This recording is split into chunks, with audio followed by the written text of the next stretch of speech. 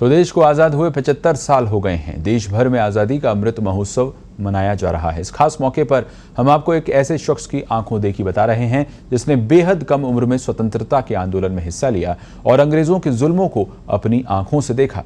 देखिए भरतपुर से रुद्रेश शर्मा की स्पेशल रिपोर्ट।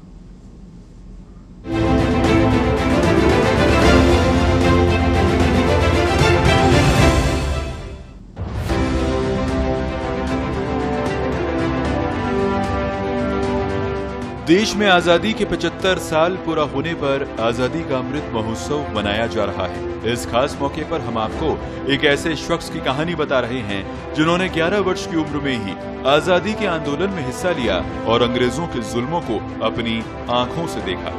हम बात कर रहे हैं भरतपुर के 86 वर्षीय डॉक्टर दयाल शंकर शर्मा की। डॉक्टर दयाल ने बताया कि पराधीन भारत में अंग्रेजों ने देसी रियासतों के जरिए किस कदर जुल्म ढाए, इसकी तस्वीर उन्होंने अपनी आंखों से देखी। किस तरह घोड़ों की टापों और बल्लम के प्रहार से आजादी के आंदोलन को कुचला गया, ये सब उन्होंने अपनी आंखों से देखा। डॉक्टर शंकर बताते हैं कि उस वक्त वे शहर के खंडेलवाल स्कूल में पढ़ते थे। देश पराधीनता की बेड़ियां तोड़ने को आतुर था। बात नवंबर 1936 की है।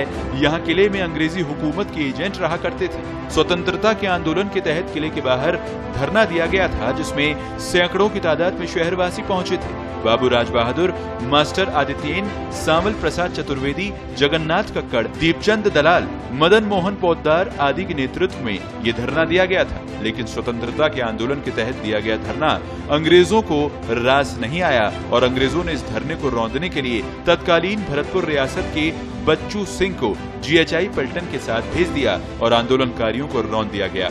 इसमें कई लोग घायल हुए जिनका रियासतकालीन अस्पताल में डॉक्टर जयंती स्वरूप ने उपचार किया। डॉक्टर दयाल ने बताया कि पराधीन भारत में अंग्रेज भरतपुर के घना पक्षी विहार में अपने शिकार के शौक को पूरा करने आते थे। जब भी कोई अंग्रेज अफसर आता तो घना में जाकर पक्षियों का शिकार करता और शिकार किए पक्षी को लाने के लिए स्थानीय लोगों को दलदल में भेजकर उनसे बेगारी करवाते थे। आजादी के आंदोलन के दौरान ही बेगारी प्रथा के खिलाफ भी जमकर आवाज उठी थी। भरतपुर में बेगारी प्रथा के खिलाफ आंदोलन भी किया गया था। डॉक्टर दयाल शंकर बताते हैं कि उस समय आजादी को लेकर देशवासियों में उत्साह चरम पर था। एक बार महात्मा गांधी दिल्ली से अहमदाबाद जाते समय भरतपुर रेलवे स्टेशन से गुजरे तो उनसे मिलने के लिए शहरवासियों की भीड़ उमड़ पड़ी। ये नजारा भी देखने लायक था। डॉक्टर दयाल शंकर ने बताया कि भरतपुर में आजादी के आंदोलन की अगुवाई करने वाले बाबू राज बहादुर स्वतंत्र भारत में केंद्रीय मंत्री से लेकर नेपाल के राजदूत सहित कई महत्वपूर्ण पदों पर रहे। वे गांधी जी के संपर्क में कैसे आए, इस बारे में डॉक्टर दयाल शंकर बताते हैं कि बाबू राज बहादुर का ससुराल कानपुर में था। वहीं के डॉक्टर सिन्हा गांधी जी के डॉक्टर थे। उन्होंने राज बहादुर का परिचय गांधी जी से करवाया। गांधी जी ने राज बहादुर का पेशा पूछा तो डॉक्टर सिन्हा ने कहा कि ये वकील हैं। इस पर गांधी जी ने मजाक में कहा कि अच्छा तो ये बक्काल हैं, फिर तो ये हमारे काम के हैं। बाद में महात्मा गांधी ने राज बहादुर का परिचय नेहरू जी से कराया और उन्हें चुनाव भी लड़वाया गया।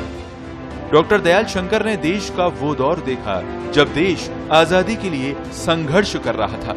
जब उनसे ये पूछा गया कि तब और आज के माहौल में आप क्या फर्क देखते हैं, तो उन्होंने कहा कि उस दौर में हर व्यक्ति में नैतिकता, ईमानदारी और संतोष का भाव था। जेब में पैसा नहीं होता था तो लोग भूखा रह लेते थे, लेकिन कमाई के लिए गलत तरीके नहीं अपनाते थे। आज के दौर में अहंकार, भ्रष्टाचार, बेईमानी और बेशर्मी समाज के हर वर्ग में है। कहीं ना कहीं इसके लिए राजनीति भी जिम्मेदार है। उन्होंने कहा कि आज के दौर में एक और आजादी की लड़ाई की जरूरत है। ये आजादी समाज में हुए नैतिक पतन से मिलनी चाहिए। भरतपुर से रुद्रेश शर्मा की रिपोर्ट।